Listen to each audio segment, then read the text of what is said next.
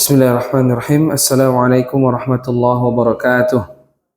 Innal hamdalillah nahmaduhu wa nasta'inuhu wa nastaghfiruh wa na'udzu billahi min shururi anfusina wa min sayyiati a'malina. May yahdihillahu fala mudilla lahu wa may yudlilhu fala hadiya lahu. Asyhadu an la asyhadu an la ilaha illallah wahdahu la syarika lah wa asyhadu anna Muhammadan 'abduhu wa rasuluhu la nabiyya wa la rasula ba'da amma ba'd.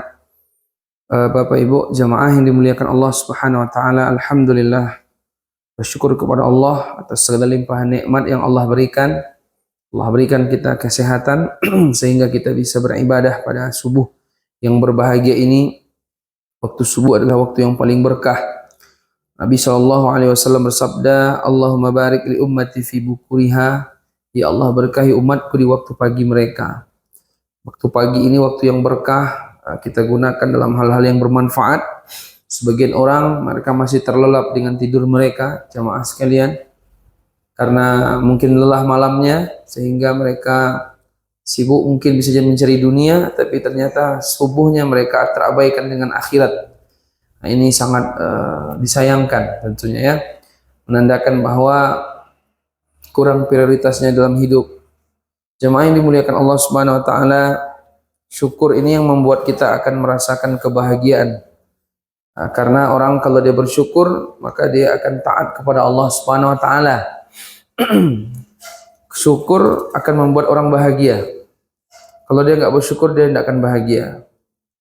Karena bisa jadi nikmat yang Allah berikan itu akan bernilai laknat bagi dia ketika dia bersyukur. Maka ketika dia tidak bersyukur. Kalau dia bersyukur, maka yang hal sedikit pun dipandang orang bisa terasa besar karena syukurnya kepada Allah Subhanahu wa taala.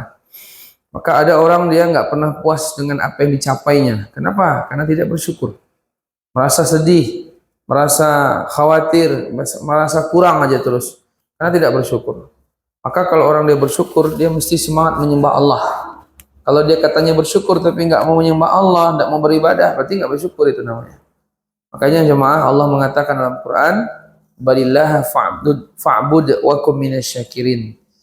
Karena itu hendaklah Allah saja yang engkau sembah dan hendaklah engkau termasuk orang-orang yang bersyukur. Jadi kalau orang bersyukur itu dia menyembah Allah, dia taat sama Allah.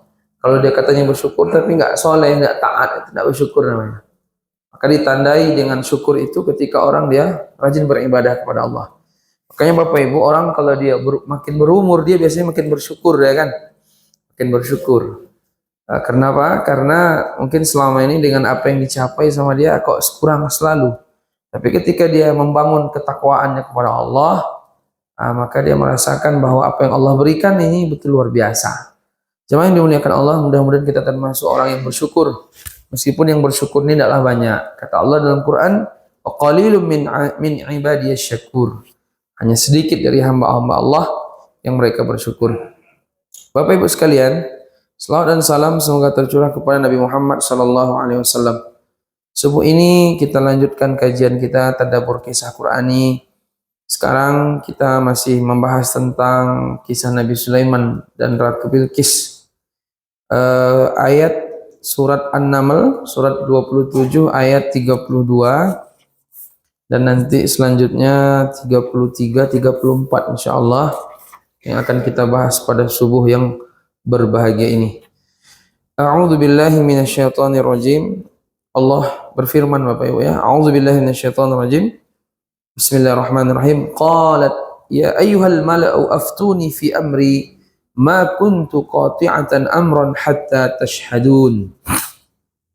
Ini Bapak Ibu sekalian, Ratu Bilqis dia mengatakan kepada para penasihat-penasihatnya, ya ayyuhal mala', wahai para pembesar-pembesar, aftuni fi amri, berilah aku pertimbangan dalam urusanku ini. Ma kuntu qati'atan amran hatta tashhadun, aku tidak akan memutuskan sesuatu persoalan sebelum kalian berada dalam majelisku. Jadi hikmah yang pertama kata ulama yang dapat kita ambil dari ayat 32 ini, dari kisah Ratu Bilqis ini adalah bahwa Ratu Bilqis Bapak Ibu, dia menghormati para pembesar kaumnya. Dia menghormati para pembesar kaumnya. Jadi seorang raja atau seorang ratu biasanya kan butuh penasehat atau menteri lah kalau di kita saat ini. Nah, jadi dia tidak sendirian. Dia menghargai apa yang kira-kira akan disampaikan para penasehat-penasehatnya kepada dirinya. Itu satu kebijaksanaan tentunya, dan ini dia tidak meremehkan berarti kan. Jadi tidak terlampau pede diri sendiri juga. Jadi dia ada penghormatan, penghargaan kepada para pembesar-pembesarnya ini. Nah, ini hikmah yang pertama yang bisa kita ambil, itu penghormatan Ratu Saba kepada para pembesar kaumnya. Maka Bapak Ibu, kalaupun dimasukkan dalam kehidupan kita sehari-hari, kalau misalnya kita mungkin agak besar nih ya kan, urusan kita cukup besar, akhirnya kita punya orang-orang yang mungkin di bawah kita yang menjadi pengatur beberapa hal dalam urusan, maka ini orang hargai mereka, hormati mereka, ajak mereka berbicara ya, karena ini dianjurkan untuk menghargai para pembesar-pembesar itu. Itu yang pertama. Kemudian jamaah yang dimuliakan Allah Subhanahu wa taala, hikmah yang kedua yang dapat kita ambil dari kisah ini adalah yaitu musyawarah. Musyawarah ini perkara yang dituntut sekali, jamaah yang dimuliakan Allah Subhanahu wa taala. Musyawarah adalah perkara yang dituntut ya. Dalam hal ini Ratu Bilqis dia mengajak para pembesarnya untuk bermusyawarah. Ini bagaimana ceritanya ini? Ini Nabi Sulaiman mengajak mengirim surat. Yang isi suratnya adalah bagaimana Ratu Bilqis beserta rakyatnya tunduk kepada Nabi Sulaiman, ya kan? Sebagaimana Bapak Ibu kemarin kita melihat ya dalam ayat ketika Nabi Sulaiman mengirim surat kepada Ratu Bilqis, yaitu ayat 29 ya. Ayat 29. Qalat ya ayyuhal mala'u inni ulqiya ila kitabun karim innahu min Sulaiman wa innahu bismillahirrahmanirrahim alla ta'lu alayya wa'tuni muslimin, ya kan? Cuman 3 saja. Jadi alla ta'lu alayya wa'tuni muslimin, jangan kalian bersikap sombong kepadaku, maka datanglah kepadaku dengan menyerahkan diri. Jadi ini yang dipikir sama Ratu Bilqis ini. Kita disuruh menyerah sama Sulaiman ini untuk tunduk kepada dia. Maka Bapak Ibu jemaah yang dimuliakan Allah Subhanahu wa taala, tentu Ratu Bilqis sebagai seorang ratu, penguasa kerajaan, dia mengajak para pembesarnya untuk bermusyawarah. Ya, bermusyawarah. Maka kaum muslimin yang dimuliakan Allah Subhanahu wa taala, dalam Islam perkara musyawarah ini dituntut kita nih. Disuruh kita untuk musyawarah. Dalam Quran Allah Subhanahu wa taala juga mengatakan wa amruhum syura bainahum. Mereka bermusyawarah di antara mereka. Perkara-perkara mereka musyawarahkan. Makanya Nabi Shallallahu alaihi wasallam kalau kita baca itu banyak musyawarah. Mau perang Badar musyawarah. Nabi musyawarah. Kemudian perang Uhud Nabi juga musyawarah. Kemudian ketika mau perang Khandaq, itu Nabi kan ngajak tuh sahabat, ini gimana nih, kita diserang sama orang-orang Arab nih, mereka perang Ahzab kan, bersatu mereka semua, kita perdamaian atau bagaimana nih? Nggak bisa, kita tetap aja melawan ya Rasulullah. Jadi Nabi banyak musyawarah. Bahkan Bapak Ibu dalam satu riwayat diceritakan Nabi itu pernah mengatakan kepada sahabat Abu Bakar radhiyallahu an, Umar radhiyallahu an, kalau kalian berdua sudah bermusyawarah, saya tinggal ikut aja lagi. Nah, begitu Nabi pernah mengatakan seperti itu. Jadi, Masya Allah, Nabi sekelas Nabi yang hari-harinya dibimbing dengan wahyu, ternyata dalam banyak persoalan Bapak Ibu, itu musyawarah dengan para sahabat. Khususnya apalagi sahabat seperti Abu Bakar, Umar gitu kan. Beliau musyawarah. Jadi nggak ada merasa saya aja, enggak. Ada musyawarah di situ. Sekelas Nabi gitu. Dalam hal-hal tertentu dibimbing langsung. Tapi dalam hal-hal yang lain dibiarkan Allah. Biar menjadi pelajaran, ya. Biar menjadi pelajaran bagi para sahabat dan sampai kita hari ini. Betapa perkara musyawarah ini Allah berkahi Maka kalau ada satu persoalan diajak dulu rapat gitu. Maka kalau saya baca tidak terhitung itu Nabi berapa ya musyawarah atau rapat-rapat itu, masya Allah ya. Tapi yang rapat atau yang musyawarah ini betul-betul orang-orang yang memang mereka terpilih, bukan semua diajak musyawarah gitu kan. Orang yang memang dia nggak biasa pikirannya di situ kita ajak musyawarah kacau nanti kan. Jadi al-halli wal aqdi, yaitu para ulama, para tokoh, cukup itu saja. Jangan semua dilibatkan. Kalau dilibatkan semua nanti kacau kita. Harusnya musyawarah cukup perwakilan 10 orang, 5 orang, ini 2000, ya kan? Akhirnya demo yang ada. Akhirnya jadi musyawarah, berkelahi aja dalam lagi, lempar kursi, lempar ini gitu. Jadi musyawarah ini orang-orang yang memang kemampuannya memang diakui. Musyawarah dewan, ya kan? Dewan apa, Bu? Permusyawaratan. Orang-orang yang dewan permusyawaratan, DPRD apa ini orang-orang yang ahli. Ini kadang-kadang yang diajak musyawarah artis, ya kan? Yang pandai joget-joget. Ini salah ini. Tidak cocok dia di situ musyawarah, ya kan? Levelnya tidak setara gitu ya dengan orang-orang yang dia mungkin dulu sekolah gitu ya, S2, S3 atau tidak punya SS dia, tapi dia banyak baca buku gitu kan. Kehidupannya penuh dengan ilmu ya. Dimasukkan dia musyawarah. Itu bagus. Ini sekolah hendak yang pandainya joget, yang pandainya cuman apa ngumur-ngumur aurat, nggak gabung musyawarah pula di situ. Jadi kan tidak imbang deh ini ya. Nah ini tentu perlu diperhatikan. Jamaah yang dimuliakan Allah Subhanahu Wa Taala. Jadi dalam perkara-perkara umum ataupun perkara-perkara khusus ini perkara musyawarah ini harus dilakukan. Nah selama bukan perkara yang rahasia. Perkara-perkara rahasia itu hanya bagi orang-orang yang memang layak untuk tahu saja. Ya. Tapi kalau pada prinsipnya perkara musyawarah itu dilakukan. Ibu-ibu, bapak-bapak, dalam keluarga itu juga harus musyawarah. Kadang-kadang kenapa kita ini pecah gitu kan? Karena tidak ada musyawarah. Sepihak aja. Ini mungkin orang sakit hati. Ya, baik itu dalam kepengurusan apapun. Ya, kepengurusan lembaga pesantren, kepengurusan apapun lah, masjid, musola, kepengurusan keluarga, begitu juga. Ya, seorang suami dia harus bermusyawarah dengan istri. Begitu pula, ya bahkan suami istri, ayah dengan ibu itu juga ajak musyawarah anaknya. Kalau anaknya udah besar, 14 tahun ke atas tuh ajak musyawarah dalam hal-hal yang memang mereka layak untuk dilibatkan. Karena dengan musyawarah itu ada keberkahan. Kalau main sendiri-sendiri pertama mungkin idenya kurang, nanti kalau musyawarah kan banyak masukan. Kalau misalnya sendiri-sendiri kan idenya kurang, kemudian pilihannya nanti kesimpulannya takutnya tidak bagus ya, salah ya. Kemudian bisa juga orang yang harusnya dilibatkan, dia nggak dilibatkan, dia merasa tersinggung, tidak dihargai gitu kan.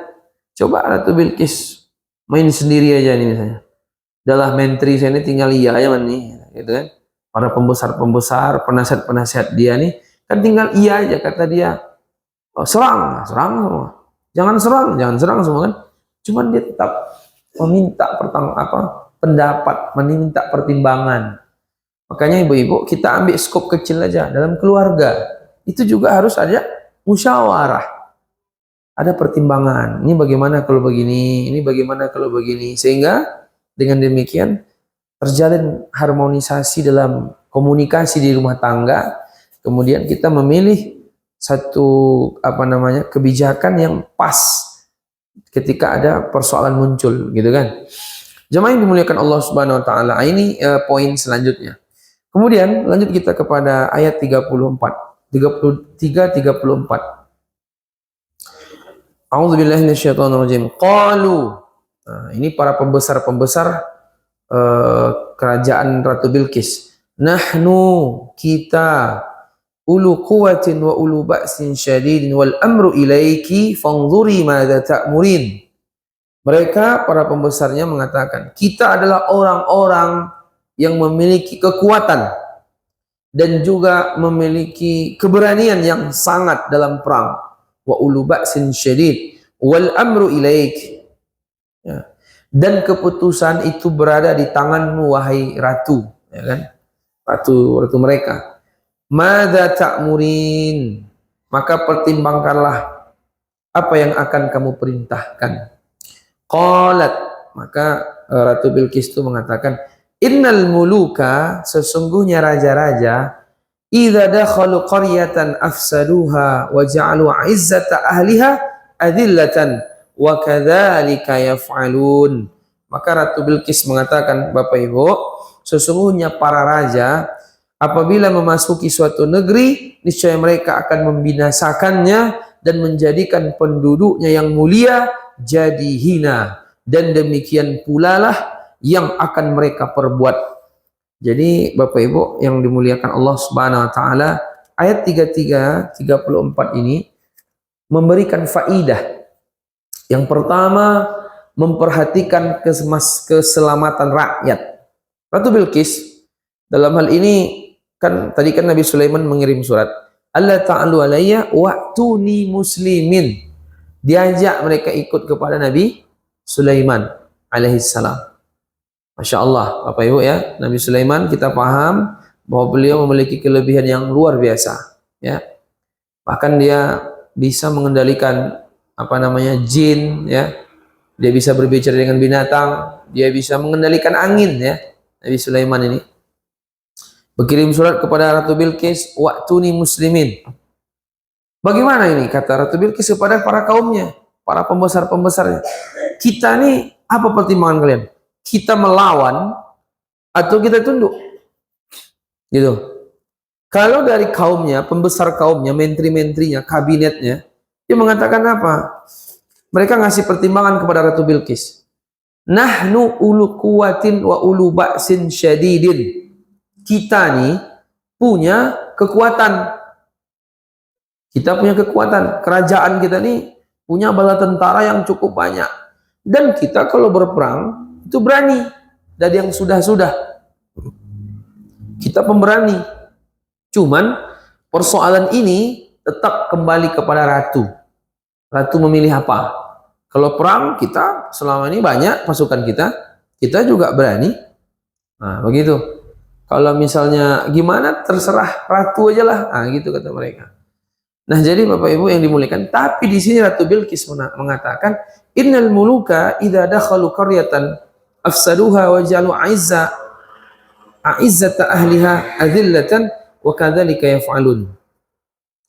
Kata Ratu Bilqis, sesungguhnya para raja kalau mereka memasuki desa-desa, kampung-kampung, negeri-negeri, mereka merusak, membinasakannya, menjadikan orang yang terhormat menjadi orang yang terhina. Wa kadzalika yaf'alun.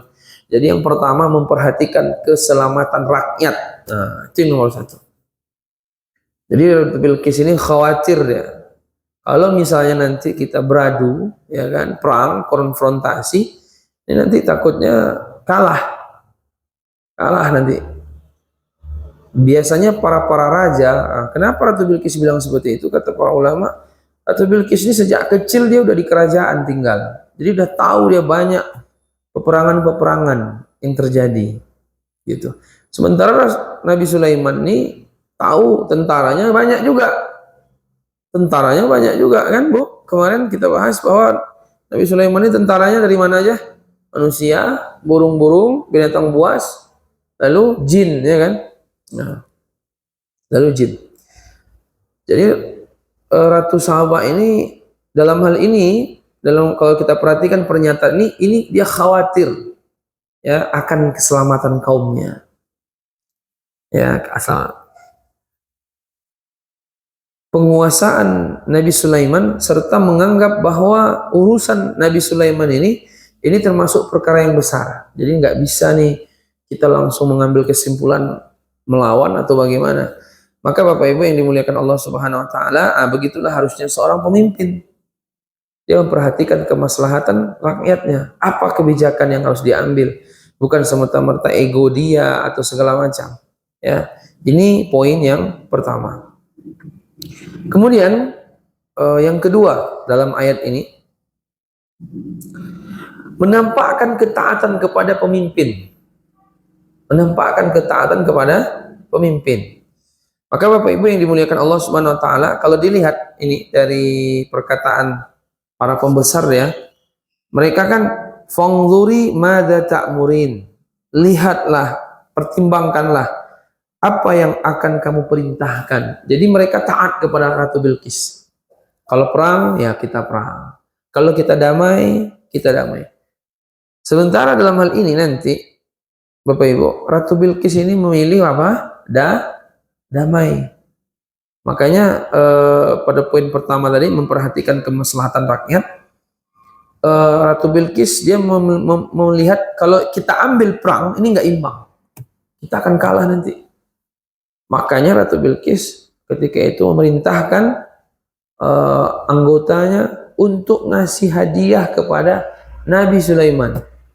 Kasih hadiah aja lah, ya, kasih hadiah aja.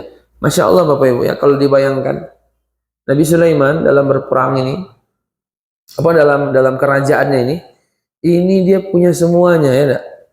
Jin dikendalikannya, binatang-binatang dikendalikannya. Ini siapa yang mau melawan kayak ini? Luar biasa ya. Tapi Nabi Sulaiman aja ke bawah tidak ada lagi. Nabi Muhammad pun tidak ada lagi. Sampai kita hari ini. Karena Nabi Sulaiman minta sama Allah, jangan ada sebelum dan setelahku yang begini ya Allah. Nah, cukup Nabi Sulaiman saja. Dikasih hadiah. Jadi poin pertama, poin selanjutnya menampakkan ketaatan kepada imam. Jadi ketundukan dari pembesar-pembesarnya kepada Ratu Bilqis, kepada pemimpinnya. Nah, maka Bapak Ibu yang dimuliakan Allah Subhanahu wa taala, jadi yang mereka nampakkan kepada Ratu Bilqis ini, pertama mereka menampakkan bahwa kita memiliki kekuatan dan keberanian, dan mereka memberitahukan itu kepada Ratu Saba. Kemudian yang kedua, maka pertimbangkanlah, fangzuri madza ta'murin, pertimbangkanlah apa yang kamu perintahkan. Jadi ketaatan yang mereka berikan. Dua kan? Satu, mereka nyampaikan kita ini punya kekuatan wahai ratu, punya keberanian. Dua, apapun yang kupertimbangkan kami ikut. Dua deh. Satu, mereka ngasih semangat kalau memang perang iya. Dua, mereka taat. Maka rakyat dia harus taat kepada pemimpinnya. Ini kan mereka kan kufur ini, mereka kan kafir nih Bapak Ibu ya, masih menyembah matahari kan mereka waktu itu. Jadi kaumnya nih tunduk sama dia, dan itu wajar. Nah kita umat Islam, ketika kita dipimpin sama yang memimpinnya adalah pemerintahan yang Islam, maka kita juga wajib taat kepada pemerintahan yang Islam, ya, menunjukkan bahwa ketaatan kepada pemerintahan yang Islam, gitu kan. Itu poin yang selanjutnya. Nah kemudian jamaah yang dimuliakan Allah Subhanahu wa taala, poin yang terakhir, menerima kebenaran dari siapapun. Faidah yang dapat kita ambil, menerima kebenaran dari siapapun. Nah, jemaah yang dimuliakan Allah Subhanahu wa taala, dalam hal ini kita bisa mengambil faidah bahwa Ratu Bilqis ini dia menerima kebenaran dari Nabi Sulaiman alaihissalam. Ketika didakwahi untuk beriman kepada Allah, beriman kepada Rasul, dia pun menerimanya, dia tunduk, menerima kebenaran. Maka kita pun dalam hal ini juga sudah sepantasnya agar kita menerima kebenaran dari siapapun. Bahkan disebutkan oleh para ulama, kalau memang ada kebenaran itu kepada orang yang memang dia bukan dari agama kita, misalnya orang Nasrani, dalam hal tertentu ada kebenaran, ya, tetapi tentunya bukan masalah agama ya, bukan masalah agama. Kalau masalah agama tentu kebenaran mutlak milik Allah dan Rasul kan. Ada dalam satu informasi dan itu benar, kita terima. Kita tidak menolak kebenaran itu datang. Kalau memang itu kebenaran. Maka Bapak Ibu yang dimuliakan Allah Subhanahu wa taala, dalam hal ini ya, beliau menampakkan bahwa dia menerima kebenaran itu. Dia nggak menolak dakwah, tidak ditolaknya. Dia menerima apa adanya. Maka dalam hadis Nabi SAW menyampaikan, jangan kita berlaku sombong. Kata Rasulullah SAW, la yadkhul jannata al-kibr, la yadkhul jannata man kana fi qalbihi dzarratun min kibrin. Tidak masuk surga orang yang mereka ada dalam hatinya kesombongan sedikit pun. Sombong. Nah, sombong ini Bapak Ibu kata Rasulullah batrul haq wa ghamtun nas. Sombong adalah batrul haq, menolak kebenaran, wa ghamtun nas, meremehkan manusia. Menolak kebenaran, meremehkan manusia. Jadi kita ketika kita dinasihati, ketika kita dikasih masukan, kritikan ya, maka kita terima. Dan kita jangan meremehkan orang. Karena orang sombong itu dia akan meremehkan orang, Bapak Ibu. Dianggapnya dia lebih daripada yang lain. Diremehkannya aja orang. Nah, orang sombong ini yang pernah kita bahas. Orang sombong ini biasanya yang mereka memiliki 3 hal, ya. Itu berpotensi dia sombong. Yang pertama, orang yang memiliki harta. Yang kedua, orang yang memiliki jabatan. Yang ketiga, orang yang memiliki ilmu dan amal soleh. Memiliki ilmu dan amal soleh. Kalau mereka yang punya harta, mereka sombong, itu agak wajar gitu kan, meskipun masuk neraka. Karena dia punya harta. Kalau orang dia sombong karena jabatan, juga agak wajar, dia punya jabatan. Meskipun dia masuk neraka juga. Tapi kalau yang dia sombong karena amal, karena ilmu, emang berapa amalnya? Lalu amalnya diterima apa tidak sama Allah? Kadang-kadang dia beramal tapi gugur. Kemudian dia ilmunya emang seberapa? Emang orang nggak punya ilmu juga? Orang banyak yang punya ilmu juga, ya kan? Bahkan kata Allah dalam Quran, wa fawqa kulli dhi ilmin alimun. Setiap yang punya ilmu, mesti di atasnya ada ilmu lagi, yang berilmu lagi. Yang di atas berilmu ini, nanti ada yang lebih berilmu lagi. Yang di atas berilmu ini, ada yang tinggi lagi ke atasnya. Sampailah kata Hasan Al-Basri, sampailah kepada Allah Subhanahu wa ta'ala yang memiliki ilmu. Ya kan? Yang paling menguasai apapun di jagat raya ini. Jadi Bapak Ibu, jemaah yang dimuliakan Allah Subhanahu wa ta'ala, kita nih kalau dinasihati, apapun kita terima. Cuman kadang-kadang kita nih gitu pula ya Bu ya. Kalau yang menasihati ini dilihat-lihat dulu ya kan. Nah, ini kalau anak nasihati tidak mau nih ya kan. Susah. Jadi kadang dalam keluarga itu paling susah. Kita lebih berpatok kepada umur ya kan. Kalau yang namanya kebenaran itu tidak berpatok kepada umur. Yang namanya kebenaran tidak berpatok kepada rupa. Kalau itu benar, terima. Dia tidak melihat daripada umur, wajah, apa enggak. Makanya kan ada perkataan dari seorang sahabat ya, Abu Darda, undur maqala wala tandur man qala. Ini populer perkataan ini di pesantren apalagi, undur maqala.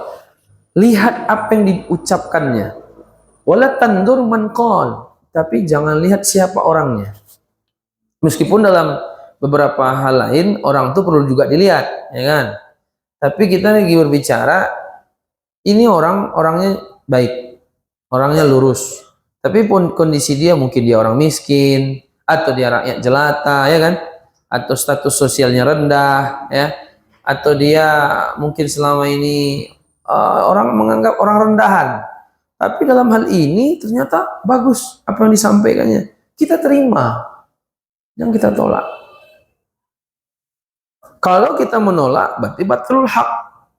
Menolak kebenaran berarti sombong. Kalau dia sombong berarti tidak masuk surga. Di hari kiamat dia masuk neraka karena kesombongan. Sombong ada 2. Batrul haq, menolak kebenaran, wa ghamtun nas, meremehkan manusia. Makanya Bapak Ibu jemaah yang dimuliakan Allah Subhanahu wa taala, ketika ada ilmu apapun yang kita dapat, ada orang nasihati kita, selagi itu benar terima. Cuman begini, orang-orang yang kadang dia tahu kebenaran satu itu, dia nyampaikan ke orang itu seperti bodoh-bodohin orang. Ini kadang orang sakit hati, ya Bu ya. Dia tahu gitu kan, itu pula yang digede-gedekannya, seolah kita bodoh sendiri, dia yang kita yang sendiri yang bodoh, dia yang pintar sendiri pula. Akhirnya orang yang tidak tahu ini dia merasa terhina. Ini penting juga. Makanya dalam menyampaikan kebenaran, ya kita lihat kondisi juga. Kapan kita harus berlaku lemah lembut, gitu kan? Kita harus lemah lembut sehingga nanti orang itu dia menerima, tidak merasa direndahkan. Ini penting dalam dalam fikih dakwahnya. Ini penting. Misalnya saya nih, saya bicara sama guru saya, ya kan, yang pernah ngajarin kita. Kemudian dalam berjalannya waktu, ada beberapa hal yang mungkin kita baca, dia nggak baca. Namanya itu biasa kan? Kita juga demikian. Kalau kita punya murid, mungkin akan begitu juga. Yang mungkin dia berjalannya waktu, dia baca, kita nggak baca. Nah, ketika saya menyampaikan ke guru saya, itu dengan penuh adab, dengan penuh cara yang baik, gitu kan? Jadi jangan selalu kita berpatokan kulil haq walau kana muran, katakan yang benar meskipun pahit, dengan cara yang nggak beradab, tuh orang sakit hati. Kadang dia bukan tidak menerima kebenarannya, tapi dengan cara kita yang nggak beradab, dia sakit hati. Karena tidak semua orang disamakan. Ada sebagian orang sedikit dia tersinggung, ya kan? Sedikit aja dia tersinggung. Ada sebagian orang nggak tersinggung. Yang penting ilmunya. Tapi ada sebagian orang dia mudah tersinggung. Dia mudah tersinggung. Nah, kita samakan cara menyampaikannya itu nggak bisa. Makanya Nabi SAW itu menyampaikan, ya kan, hadis sunas bima ya'rifun. Bicara dengan orang sesuai kadar kemampuannya. Jadi bagaimana tipe orang ini kita juga perhatikan. Makanya dalam berdakwah Bapak Ibu kita baca dalam kitab Al-Hikmah Fid Da'wah Ilallah, seorang dai, seorang penasehat, ya. Nah, itu harus paham dia kondisi jamaahnya, sampai bagaimana psikisnya, sampai bagaimana ekonominya, bagaimana kejiwaannya, karena itu mempengaruhi nanti dalam nasihat. Orang lagi susah, ekonominya susah, pikirannya kacau balau, ribut sama keluarga, lalu kita menasihati dia seperti menasihati orang yang nggak ada persoalan, itu kan berbeda, Bu. Kita mulainya tuh pelan-pelan dulu tuh sama dia, habis itu baru masuk nasihat kita, gitu kan? Sehingga dengan demikian dia pun mudah untuk menerima. Makanya banyak yang bilang, Ustaz, kalau kayak gini kan ngomongnya enak kita Ustaz dengarnya, kan kayak gitu tuh. Nah, paham, Bu? Jadi begitu juga Ibu. Ibu kalau Ibu punya anak 5 misalnya kan, itu masing-masing beda-beda gaya. Maka ketika menasihati pun juga mana yang pas untuk mereka, sehingga kebenaran yang kita sampaikan tadi mereka akan terima. Ada caranya. Tidak selalu main kayak tabligh akbar, nggak kayak khutbah Jumat. Kita harus begini, kita tidak boleh begitu. Kok tidak masuk neraka jahanam? Nah, itu hati orang nanti. Ya. Meskipun kita udah menyampaikan, dia tidak terima, ya dia kena dosa juga. Cuman kita kan nggak pengen juga dia itu masuk neraka. Maka kita pilih cara yang baik agar dia menerima kebenaran. Jadi gini, kadang-kadang ya, kalau kita perhatikan di lapangan Bapak Ibu, pengalaman kita, kebenaran nih sebenarnya dia terima. Cuman karena kita ngomongnya kasar, itu yang bikin dia nggak terima. Iya, betul. Makanya kan ada perkataan ulama itu, at-thariqatu ahammu minal madah. Cara lebih penting daripada materi. Cara ini penting sekali. Gitu. Nah, tapi ada juga orang, ini kan dari pihak yang memberikan nasihat, dari pihak yang menerima nasihat, harusnya dia jangan melihat caranya saja, tapi lihat apa isi nasihatnya, kontennya. Kebanyakan kita kan ketika ada orang dia niatnya baik, tapi caranya salah, kita menyalahkan dia, semuanya salah. Harusnya kita hargai niat baik dia, kebenaran yang dia sampaikan. Meskipun cara dia kita perlu koreksi, kita perlu format ulang. Jadi dari dua belah pihak ini memang harus ada saling memahami. Pihak yang menyampaikan, tolonglah jangan hanya fokus kepada isi, jangan hanya fokus kepada kebenaran yang disampaikan, tapi juga perhatikan cara yang baik. Tapi jangan melulu lunak terus, ndak ada waktunya kasar, nanti ada juga kan. Karena tingkatan dakwah ini kan bertingkat-tingkat. Pertama bil hikmah, habis itu yang kedua mau'izah hasanah, yang ketiga wajadilhum billati hiya ahsan, yang keempat baru dengan kekuatan. Kan ada 4 ya. Pertama dengan bil hikmah. Bil hikmah itu apa? Dengan lemah lembut gitu kan. Kita sampaikan pelan. Nggak juga paham dia. Mau izoh hasanah lagi. Kita kawani dia, kita ajak dia, datang kita ke rumahnya, ajak dia ke masjid. Nggak juga lagi, baru kita diskusikan dia lagi. Kalau dia apa, diskusikan. Debat dengan dia. Dialog lah gitu kan, diskusi. Nggak juga, barulah pakai kekuatan, kan bertingkat-tingkat. Cuman nih kita poinnya poin yang paling bawah dulu nih Bapak Ibu ya dalam menyampaikan kebenaran. Jadi kita yang ingin menyampaikan kebenaran ini juga perlu menyadari kita jangan hanya fokus ke kontennya saja, tapi kita ingat juga cara yang tepat dalam menyampaikan. Bahkan pilihan-pilihan kata itu diatur itu. Makanya Bapak Ibu saya baca itu ya dalam pendidikan keluarga, seorang ibu, seorang ayah ketika ngasih nasihat sama anak, anaknya udah cukup dewasa, itu pilihan katanya harus tepat. Karena kalau nggak tepat pilihan katanya, itu bisa bermasalah nanti, menyakitkan hati. Gitu. Nah, sehingga anak lari dia. Padahal orang tua niatnya baik, gitu kan? Tapi ketika caranya, kalimat pilihan katanya nggak tepat, ini bikin orang anaknya lari. Dengan intonasi yang meninggi selalu ya, tunjuk menunjuk terus, gitu kan? Itu bikin anaknya lari. Padahal Ustadz saya nih udah berusaha yang terbaik untuk dia, iya yang terbaik. Tapi ketika teorinya menyampaikannya salah, metodologinya salah, itu berefek juga kepada kebenaran itu. Jadi pihak yang menyampaikan nasihat, dia juga harus jangan hanya fokus kepada kebenaran yang disampaikan. Itu udah pasti benar gitu kan, al-haq gitu kan. Tapi juga cara itu penting. Caranya penting. Nah, bagi orang yang menerima nasihat, jangan dia hanya fokus kepada cara.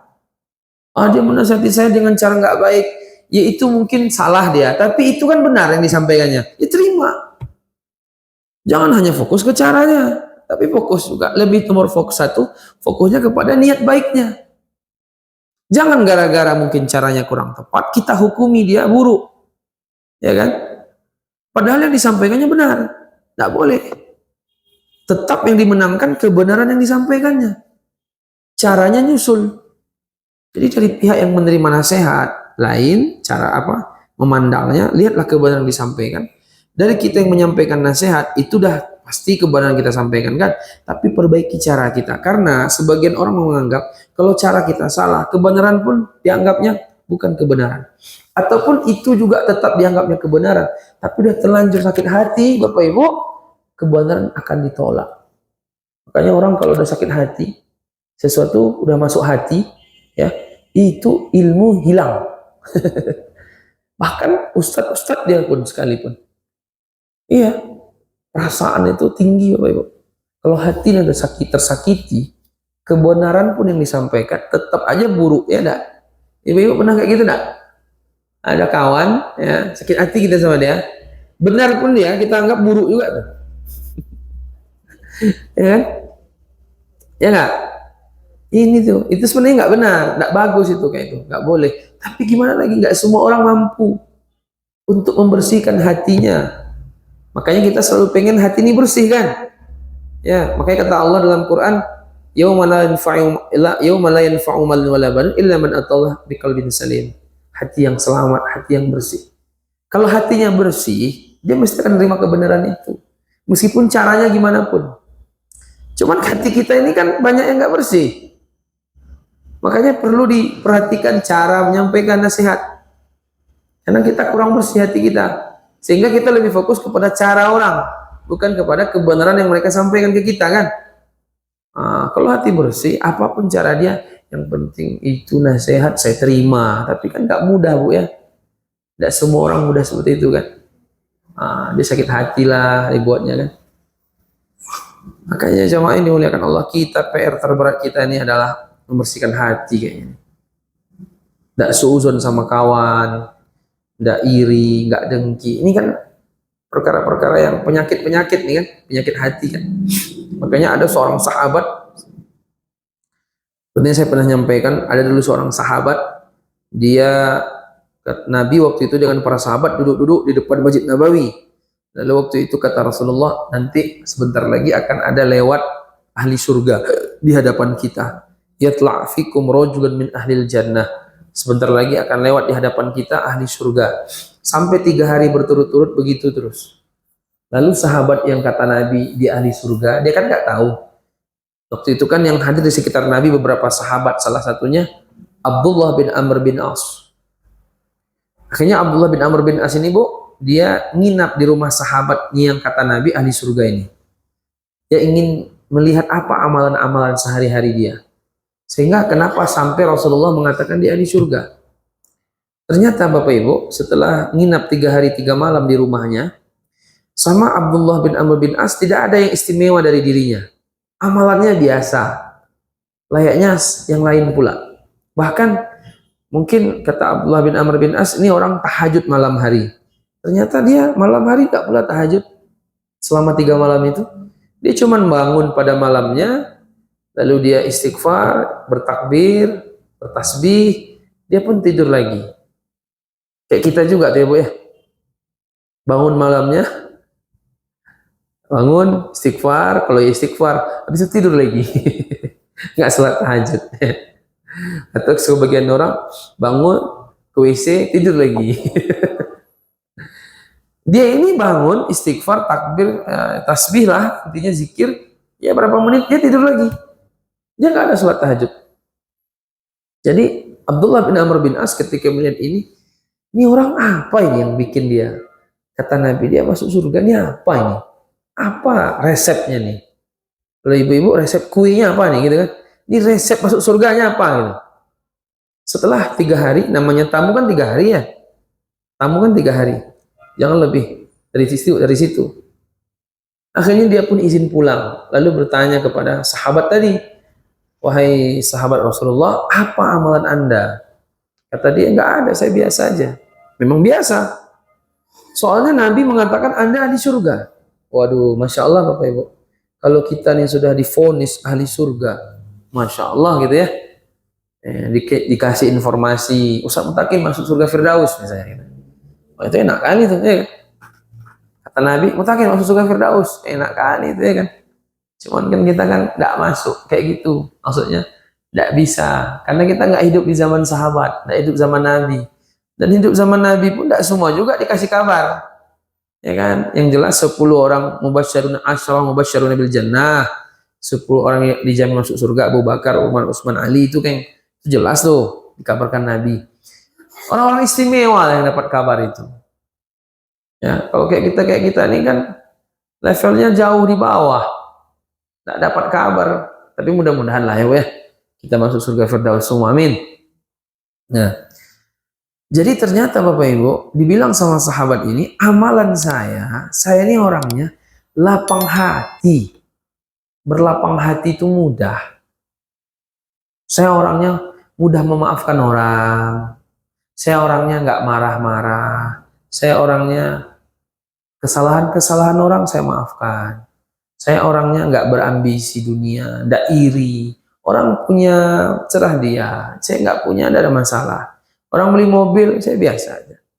Orang dia beli TV, biasanya. Orang beli kulkas, biasanya. Beli ruko, biasa. Tidak ada sakit hati sama orang ketika orang dia begini, nggak ada. Tidak ada urusan. Habis itu, apa namanya nih, dendam, tidak ada deh. Memaafkan. Suuzon sama kawan, tidak ada. Semuanya dia husnuzon sama saudara seiman. Hatinya nih lapang. Bapak Ibu ada lihat orang kayak gini? Saya ada beberapa kali. Senang kita lihat orang begitu tuh. Kalau kita ngomong sama dia tuh nyaman gitu. Menyenangkan orang. Orang-orang yang begini nih, meskipun amalnya nggak banyak ya. Ini di hari kiamat besok surganya tinggi nih. Dia sama orang tuh selalu nggak ada masalah. Orang kalau sama dia itu enak aja bawaannya. Ibu ada ketemu orang kayak gitu enggak? Saya beberapa kali ada ketemu orang begitu. Maunya saya berteman salah sama dia agak sebulan biar kita itu kecipratan dia. Kan begitu tuh. Kita ini Bapak Ibu kalau bisa ada kekurangan dalam diri kita, diperbaiki itu dengan cara berkawan. Tapi hati-hati juga. Kita kalau ketemu kawan jahat, rusak juga kita nanti karena berkawan. Makanya Nabi mengatakan almar'u ala dini khalilihi falyanzur ahadukum man yukhalil. Orang itu tergantung kawannya. Apa kawannya itulah dia. Maka kalau kita melihat orang yang begini, yang baik begini nih ada, dia orangnya lapang hati, kita harus dekat sama dia nih. Enggak sebulan, 2 bulan. Biar kita dapat kebaikan dia. Jadi kita ini kan begini Bapak Ibu. Tingkah laku kita sampai detik ini kan karena pertemanan nih. Karena pertemanan. Misalnya anak-anak yang umur 5-6 tahun itu kan masih baik-baik.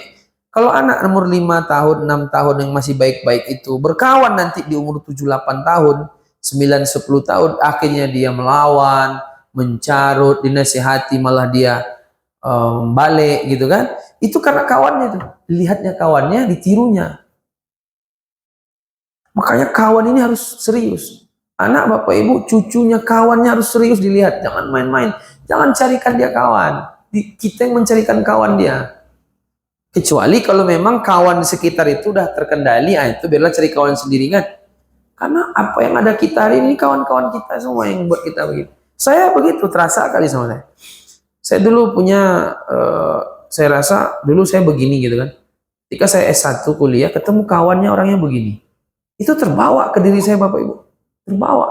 Kami bergaul 3 tahun setengah kan sama-sama. Terbawa itu. Yang baik-baik tapi ya. Itu. Nah, saya pribadi melihat ada kekurangan dalam diri ini, gitu kan. Kekurangan kita kan sepakat ya, banyak itu kan kita mudah iri, kita mudah suuzon sama saudara seiman. Karena memang lingkungan kita mungkin dulu kayak gitu. Dan itu rata-rata dimanapun. Makanya orang yang lapang dada tadi, lapang hati yang saya ceritakan tadi, kayak sahabat tadi, itu tidak banyak. Jadi Allah rahmati aja tuh sejak lahir Allah kasih mungkin. Atau keluarga dia yang memang didik dia baik gitu kan. Jadi kalau bisa kita berkawan sama dia, biar kita ini diwarnai sama dia. Kita akhirnya melihat gerak-gerik dia, betapa dia orangnya tidak dendam, tidak memarah.